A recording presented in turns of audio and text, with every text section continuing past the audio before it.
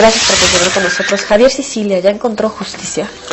Pues se han atrapado a los criminales, falta uno que tiene responsabilidad grave, porque participó de la privación de la libertad y estuvo en los asesinatos. Está muy bien documentado cada caso, con pruebas científicas incluso, y sin embargo no han salido las sentencias después de un año. Y ese es el único caso de los 8 que llevamos para empezar. Como que llevamos casos paradigmáticos que tendrían que ser resueltos, que se ha resuelto y aún a medias, porque mientras no hay sentencias no podemos decir que hay justicia. Mañana, como ha sucedido y le ha sucedido, los volvemos a ver libres matando a otros muchachos, volviendo a delinquir. Entonces, pues mientras yo no vea las sentencias y los padres de los hijos, de los amigos de mi hijo asesino, no veamos las sentencias, no podemos decir que ya hay justicia. Atrapar delincuentes no significa justicia, hay que aplicar la ley, ¿no? Y eso es lo que no hay, y es el único caso. ¿Qué quiere decir? Que parece que la impunidad es la norma y la justicia es la excepción.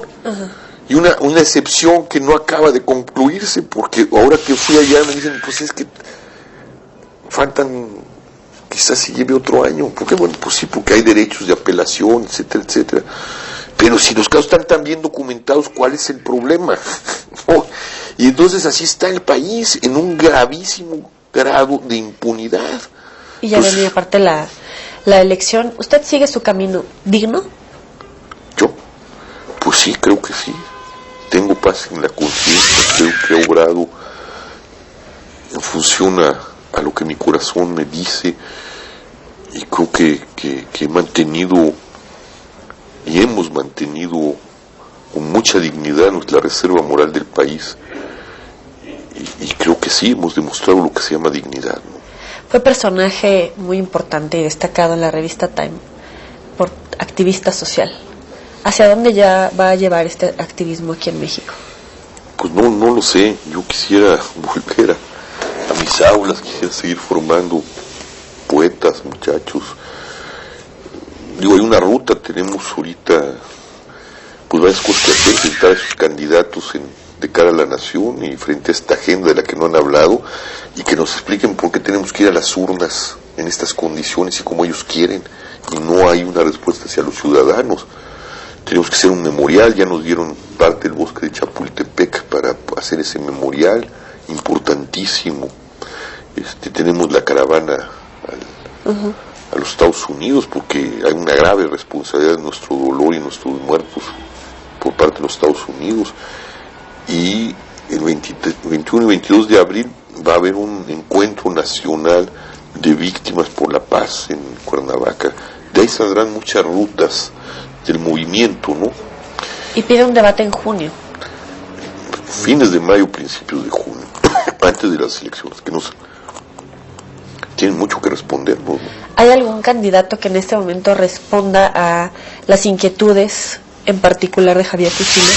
Creo que el hombre más sensible, que empieza a entender que tiene que subir las agencias y entender que se está enfrentando a una desgarradura nacional y que tiene que encontrar otra ruta, y que tenemos que buscar no una ley de seguridad nacional, sino una ley de seguridad humana y ciudadana como la hemos llenado de contenido, es Andrés Manuel. Se empieza a acercar a algo importante. El que es inaudito y hay que tenerle miedo es el PRI y Peña Nieto. Esos individuos ni siquiera se han acercado al movimiento, no existimos. Y eso que son ciudadanos. Y eso que son ciudadanos. O sea, si al movimiento más ciudadano, más importante del último año, este señor ni siquiera los ha oído, ni siquiera ha hablado, los demás se han acercado de alguna u otra manera, pues ¿qué le espera a la ciudadanía? Y ahora con esta lógica que va a quitar plurinominales, sí parece... sí, bueno. Pero ¿qué quiere? Tener el control del Congreso, y si tienen el control del Congreso, así empezó Mussolini. Entonces hay que temer, porque entonces ellos van a mover al país y hacer las reformas en función de sus intereses, y son los peores intereses. Incentivar al voto en blanco, el voto nulo, ¿realmente activa de alguna manera la participación ciudadana?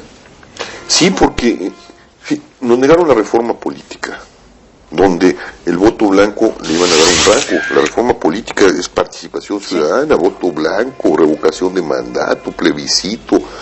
Pero sí, no se dio. Bueno, no se dio. Y cuenta para el PRI.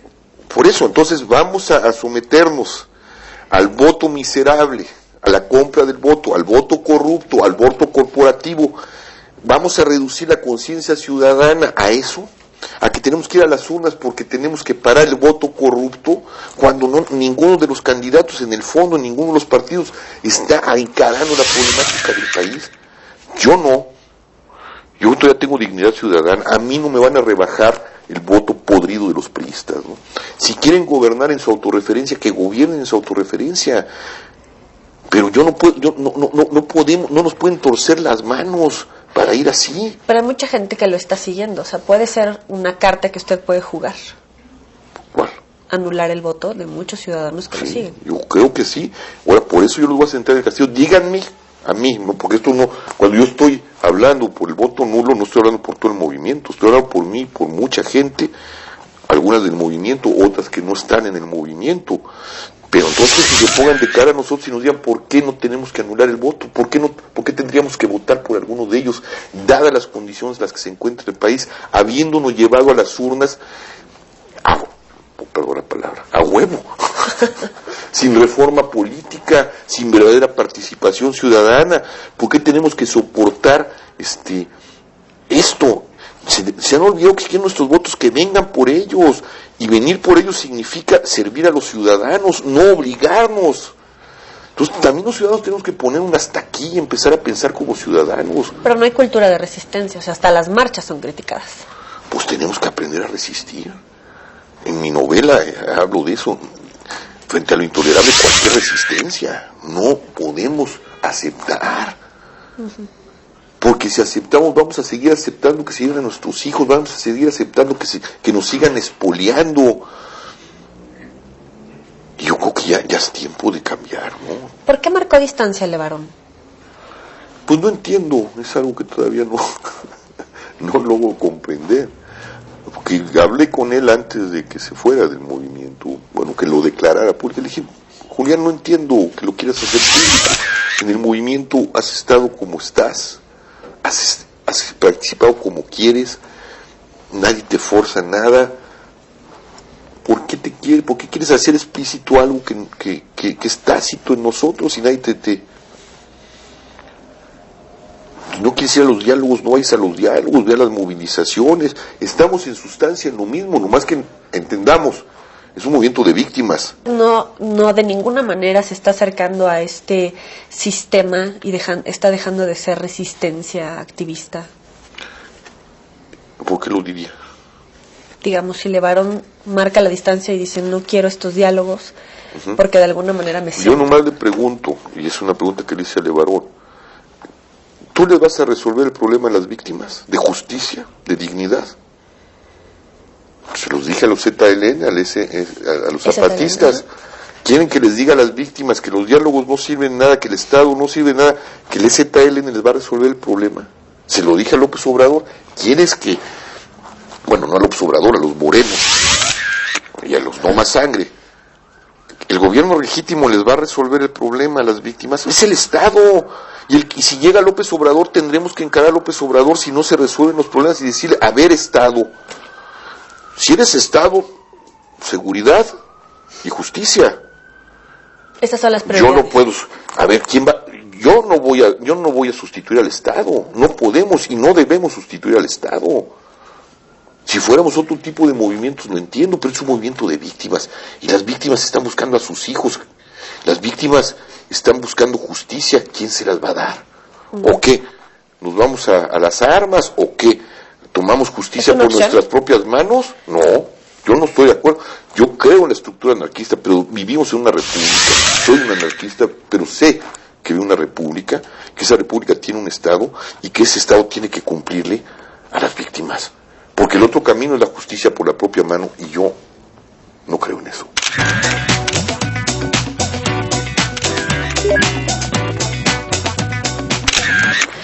Bueno, vamos a la sección de los 7 pecados. Yo le voy a ir diciendo cada uno de ellos y usted me dice lo que se le ocurra. Lujuria.